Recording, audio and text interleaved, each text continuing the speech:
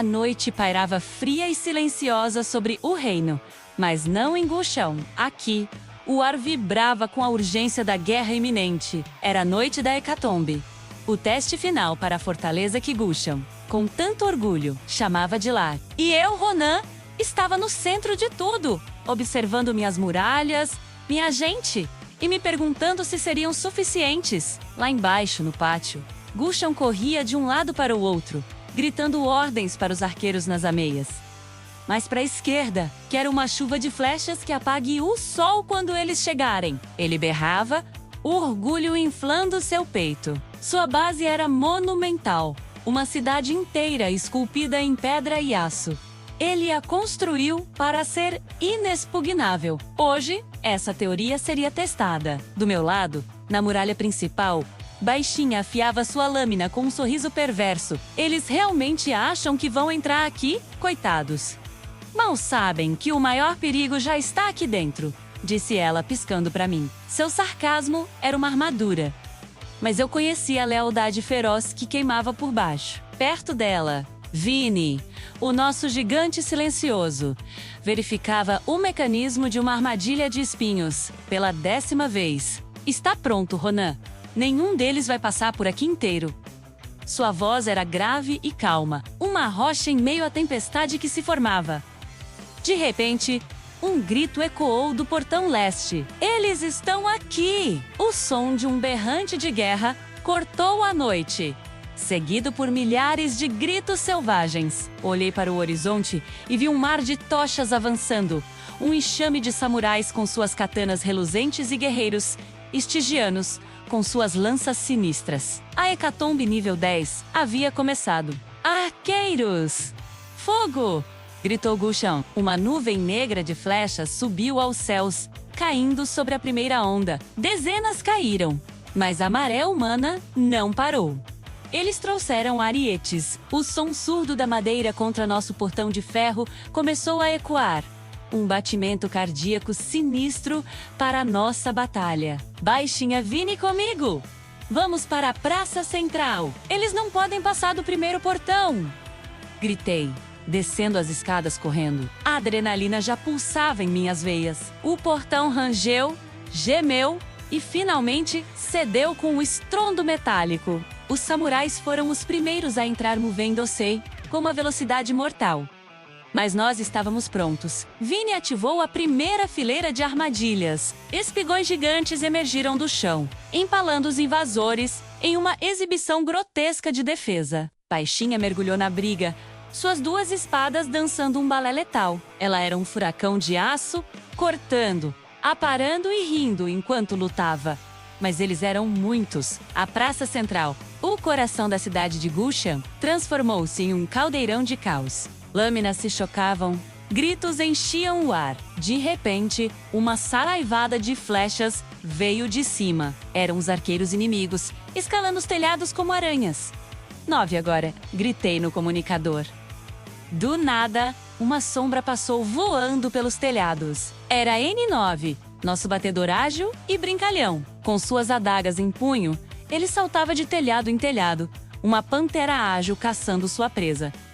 Peguei vocês, seus campistas de telhado. Ouvi sua voz alegre enquanto ele eliminava os arqueiros um por um, aliviando a pressão sobre nós. Sua velocidade era estonteante.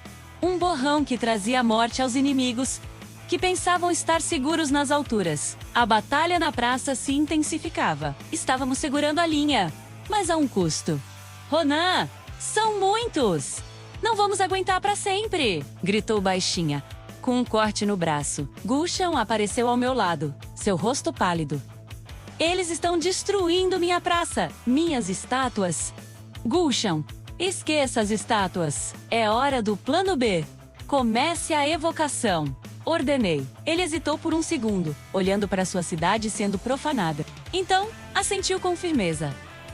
Por Mitra! Ele correu para o altar no centro da praça.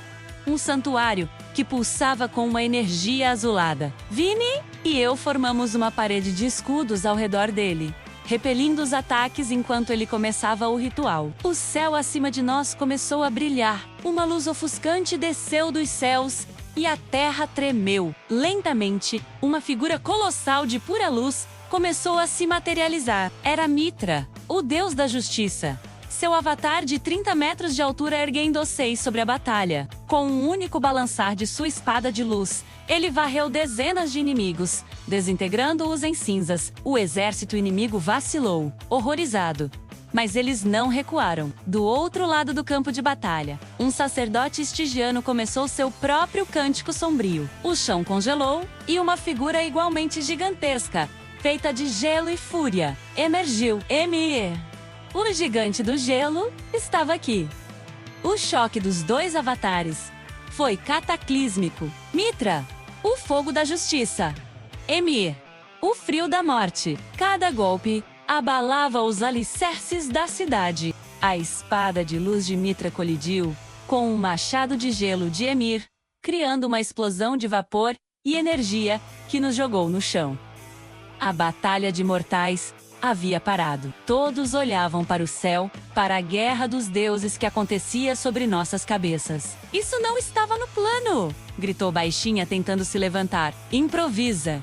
Respondi, rindo apesar do caos. Mitra era poderoso, mas Mia era implacável. O gigante de gelo começou a ganhar vantagem, empurrando o avatar de luz para trás, em direção ao coração da nossa base. Gulshan, ele precisa de mais poder. Estou dando tudo o que tenho, ele respondeu.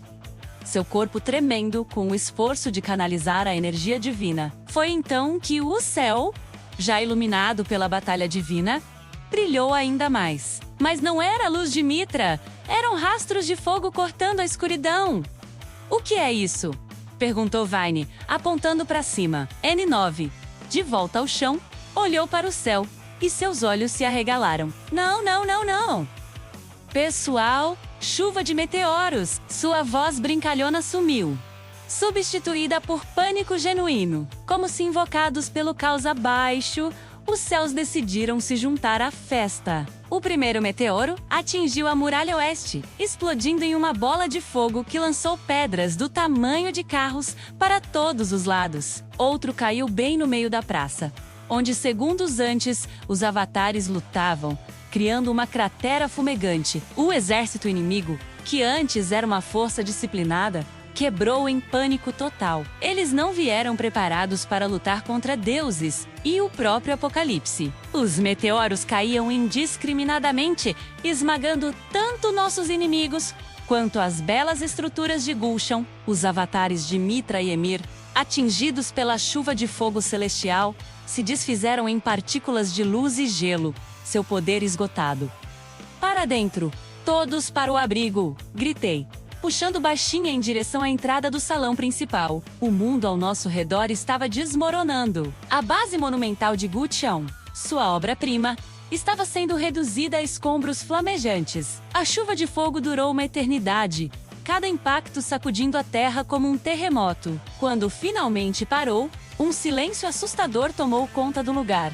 Saímos lentamente do abrigo. A visão era desoladora. Onde antes havia uma praça orgulhosa, agora havia crateras fumegantes. Muralhas estavam em ruínas. O exército inimigo havia sido completamente aniquilado.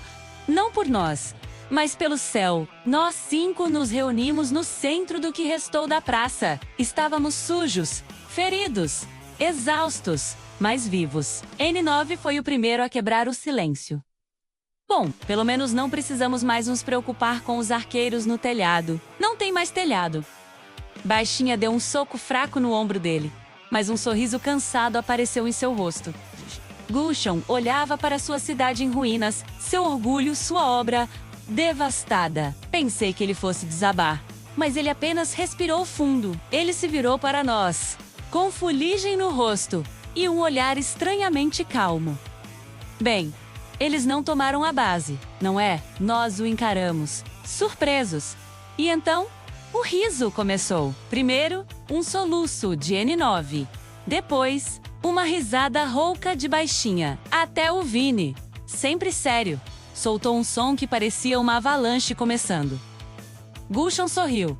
Só significa que terei que reconstruir. E desta vez, vou fazer um teto à prova de meteoros, em meio às crateras e à destruição. ele se ajoelhou perto do corpo de um general samurai. E agora, a melhor parte.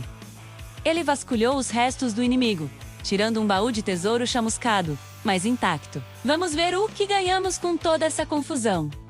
Abrimos o baú. Dentro, tesouros, armas lendárias e recursos raros brilhavam sob a luz da lua. Sobrevivemos à hecatombe. Perdemos uma cidade, mas fortalecemos algo muito mais importante. E, olhando para meus amigos rindo em meio às ruínas, eu sabia que reconstruiríamos, mais fortes do que nunca. Obrigado por assistir a mais essa jornada épica em Conan Exiles. Se você curtiu essa destruição em massa, não se esqueça de deixar o like, se inscrever no canal e ativar o sininho para não perder a reconstrução de Gushon 28 próxima.